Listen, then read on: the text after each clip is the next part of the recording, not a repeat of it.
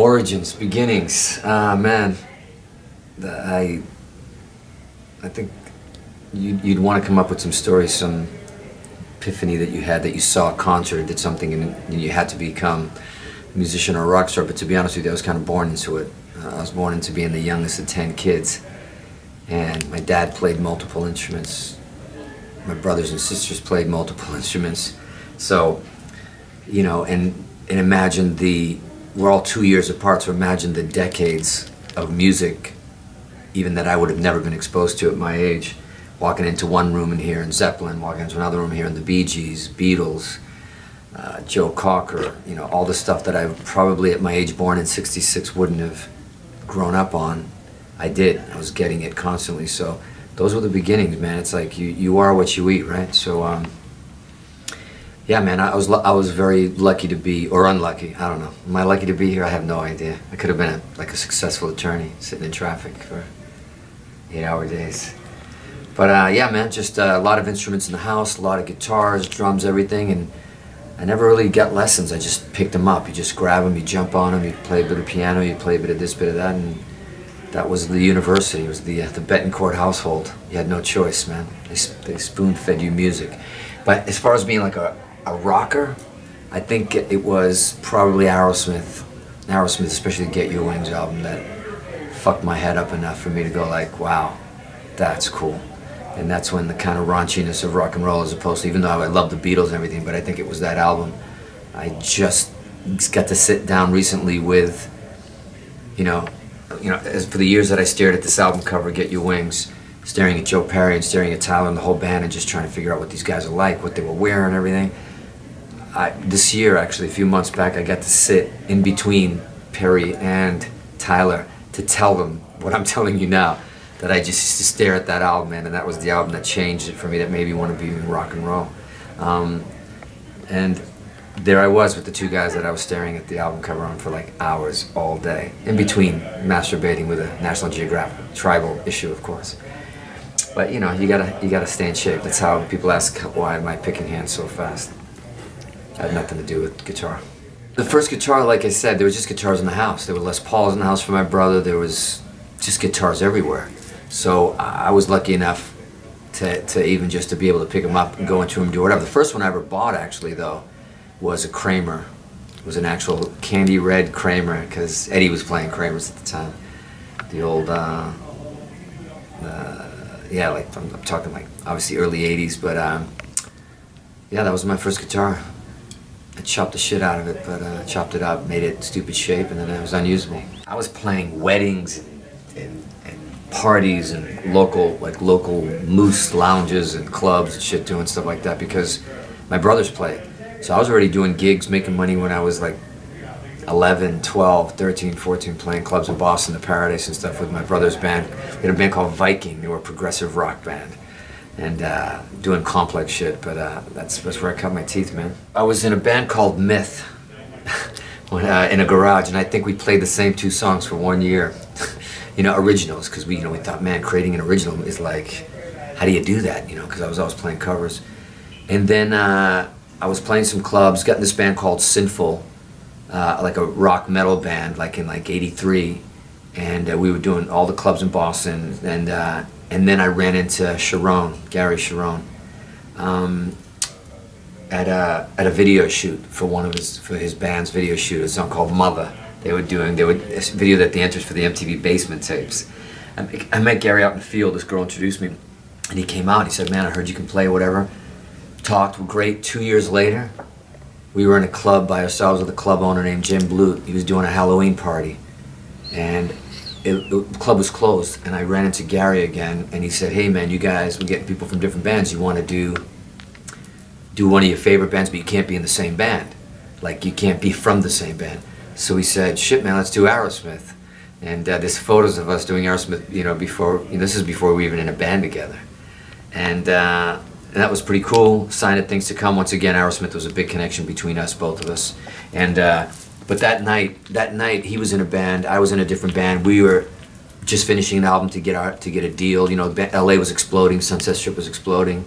His band was taking off, and we said one word that changed our relationship: Queen. he asked me about Queen, and I went, that's my favorite band. He said, no, it can't be your favorite band. That's my favorite band. I'm like, no, man, it's my fucking favorite band. He's like, yeah, and we kind of quizzing each other, what's your favorite album? And I said Queen 2, which nobody listens to. He's like, that's my fucking favorite band. Did we just become best friends? Could we do karate, go out and do karate in the garage? Come on, man. But that was it, man. He called me days later.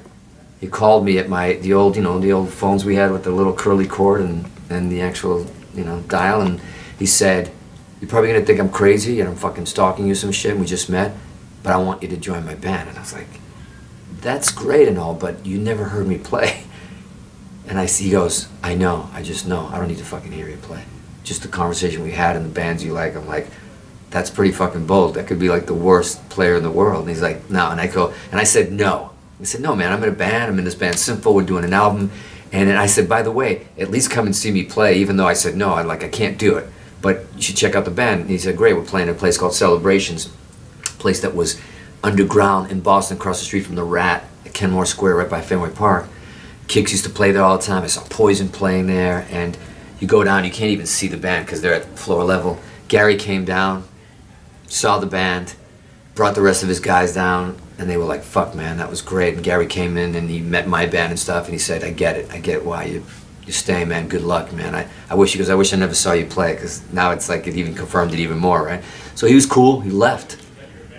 20 minutes later, man, I was fucking possessed by some rock and roll devil or some shit. All of a sudden, I'm looking at my band, in movies when shit just goes quiet and people are talking, partying in the room, and I just went completely quiet. And I grabbed my guitar and I looked up, and the words that I didn't even say came out of my mouth to my other guys. I said, guys, I quit. And they went, what?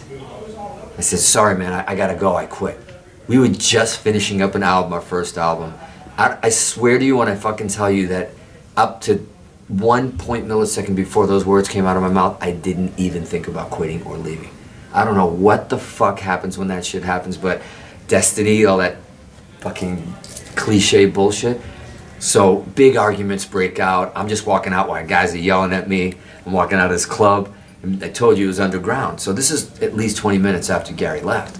I get to the bottom of the stairs, I look up, and Gary's up at the top of the stairs. It was like some bad fucking movie. It was like a bad, like, Eddie and the Cruisers film, you know what I'm saying? He's up there talking to some girl.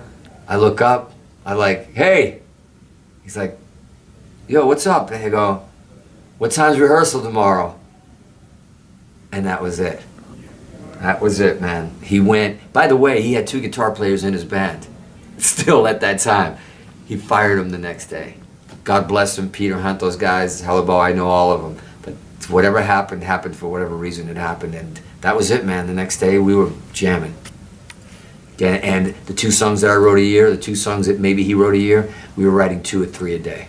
That was the end of that. I mean, after that, really, it was interesting. I'd never been in a band with 2 guitar players. And they have always been in a band with 2 guitar players. It's kind of the Aerosmith thing. But I was coming a little bit now from the Van Halen side, where it's like one dude, George Lynch, like the one guy that had all that sound and that tone. And he was like, look, are you going to come down and play with us? But we had this other friend that we grew up with, we thought both used together would be, sick, crazy. And in my head, I didn't want to be a dick. I'm like, that ain't going to happen. It's like, I just, not because of the ego, I knew that what I wanted to do, and I knew that it had to be like what Halen was doing, And we went over, and we got into the room, and I met the guy, Matt McKay, sweet guy, they grew up with him. We both went to play a song together, and he's like, hey man, you can take the solo that's coming up. You're like, oh no, you take it, man. We're like, it's like Chippendales, Yeah, you take it. No, you take it. We're being polite, so he took it. I didn't even play a guitar solo. We played the song. They stopped. We finished the song. They went in the hall without me. I'm thinking, I'm terrible. They don't want me to play. They come back in without Matt. And God bless Matt, man. I still know him to this day, lovely guy. He went out and said, it's either him or me. Because he didn't want to play with anybody else.